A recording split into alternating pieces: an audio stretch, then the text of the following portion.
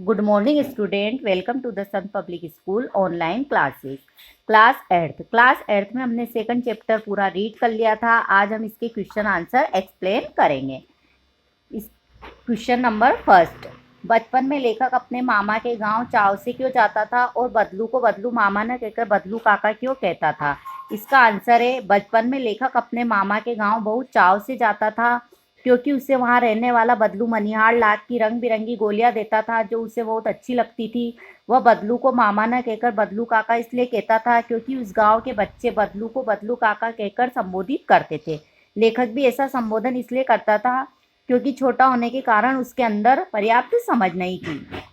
इसमें लेखक ने बताया है कि जब लेखक अपने मामा के यहाँ गाँव जाता था तो वह बदलू को बदलू मामा न कहकर बदलू काका इसलिए संबोधित करता था क्योंकि उस गांव के बच्चे भी बदलू को बदलू काका कहकर ही संबोधित करते थे।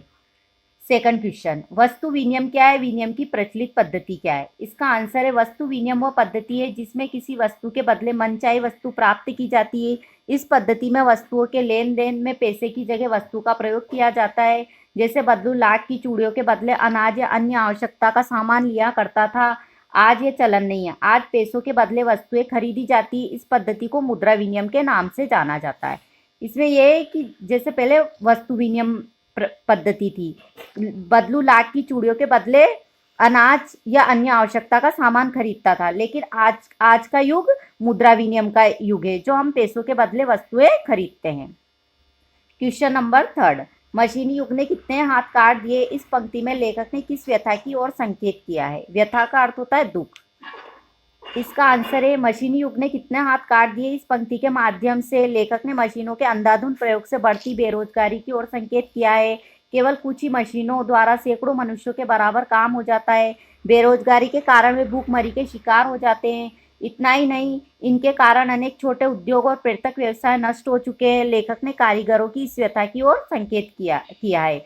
इसमें यह है कि आजकल मशीनीकरण का युग आरंभ हो गया है, इसलिए जो छोटे उद्योग धंधे हैं, पृथक व्यवसाय, वो नष्ट हो गए हैं और सैकड़ों मनुष्य बेरोजगार हो गए हैं। क्वेश्चन नंबर फोर्थ, बदलू के मन में ऐसी कौन सी व्यथा थी जो लेखक से छिपी न रह सकी। इसका आंसर है, लाख की चूड़ियों के कुशल कारीगर बदलू का काम मशीनों के आने से छिन चुका था। वह असहाय और लाचार हो गया था। जिन कांच की चूड़ियों से उसे नफरत थी, आज सब जगह उसे वही दिखाई पड़ रही थी। अब हाथ की कारीगरी की अपेक्षा सुंदरता तथा चमक दमक को महत्व दिया जाने लगा था। बदलू के मन की यह व्यथा लेखक से छिपी न रह सकी। मतलब जब बदलू जो लाख की चूड़ियां बनाता था, लेकिन अब कांच की चूड़ियां बनने से बदलू का व्यवसाय छिन चुका था, तो वह बहुत दुखी रहता था।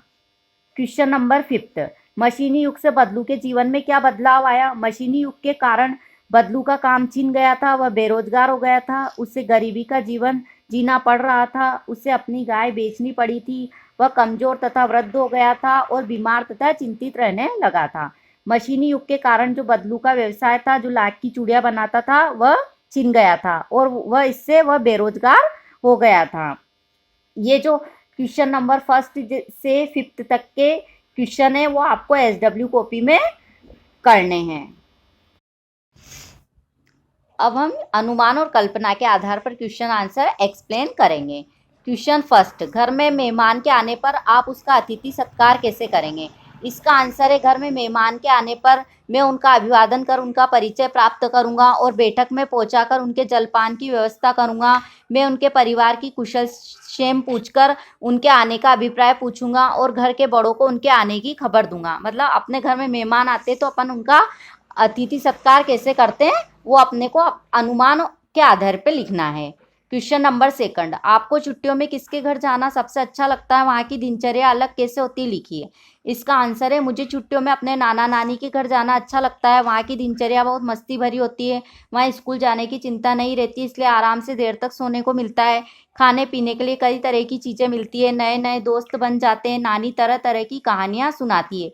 इसको भी अपने को कल्पना के आधार पर लिखना है कि अपन जब छुट्टियों में अपने नाना नानी के घर जाते हैं तो वहाँ हमको कैसा महसूस होता है। क्वेश्चन नंबर थर्ड, मशीनी युग में अनेक परिवर्तन आए दिन होते रहते हैं। आप अपने आसपास से इस प्रकार के किसी परिवर्तन का उदाहरण चुनिए और उनके बारे में लिखिए। मशीनी युग में आए दिन अनेक परिवर्तन होते रहते हैं। इस परिवर्तन का एक अच्छा उदाहरण कृषि है।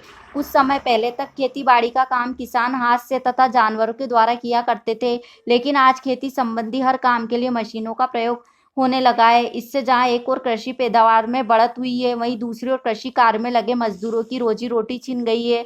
उन्हें आजीविका के लिए शहर की ओर पलायन करना पड़ता है। कि आजकल मशीनीकरण युग प्रारंभ होने से हर जगह औजारों को काम में लिया जाने लगा। जैसे कृषि में भी अब हाथ से काम नहीं होके मशीनों का ही उपयोग किया जाता है। क्वेश्चन नंबर 4, बाजार में बिकने वाले सामानों के डिजाइनों में हमेशा परिवर्तन होता रहता है। आप इन परिवर्तनों को किस प्रकार देखते हैं, आपस में चर्चा कीजिए। इसका आंसर है, बाजार में अनेक प्रकार के सामान बिकते हैं। इसमें खाने पीने के सामानों के अलावा पहनने ओढ़ने तथा मनोरंजन के सामान भी होते हैं। इन सामानों के डिजाइनों में, विशेषकर कपड़ों के डिजाइनों में हमेशा परिवर्तन होता रहता है। ऐसे समाज की सोच, रुचि व फैशन आदि में आए परिवर्तन के कारण होता है। मतलब फैशन हर एक सेकंड में चेंज होती है, तो हमारे जो सारे जो पहनने ओढ़ने के सामान है, मनोरंजन के सामान है, उनमें सब में चेंज होता है।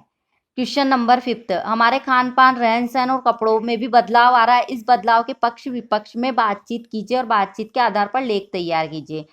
जो हमारा खान पान है और रहन सहन और कपड़ों में भी बदलाव आ रहा है, इसमें हमें पक्ष में भी तर्क देना और विपक्ष में भी तर्क देना है।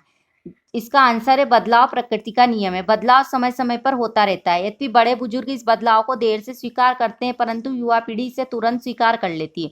बड़े लोग इसे फैशन का नाम देते हैं और आरंभ में इसका विरोध करते हैं, परंतु आगे चलकर धीरे धीरे इसे स्वीकार कर लेते हैं। जो लोग इस बदलाव को स्वीकार कर लेते हैं, वे युवाओं द्वारा स्वीकार होते हैं, अर्थात युवा आने उनके सम्मुख अपनी समस्याओं को आसानी से रख देते हैं। दूसरी ओर वे रूढ़िवादी और पिछड़ी सोच वाले बुजुर्ग पीढ़ी से, जो उसके खान पान रहन सहन पर बेवजह टीका टिप्पणी करते हैं, बचना चाहते हैं। ये कि जैसे बदलाव प्रकृति का नियम है और आजकल फैशन के इस दौर में बदलाव आ रहा है। अब इसमें जो अनुमान और कल्पना के आधार पर फर्स्ट से लेके 5th तक के क्वेश्चन आंसर आपको HW कॉपी में करने हैं। Thank you.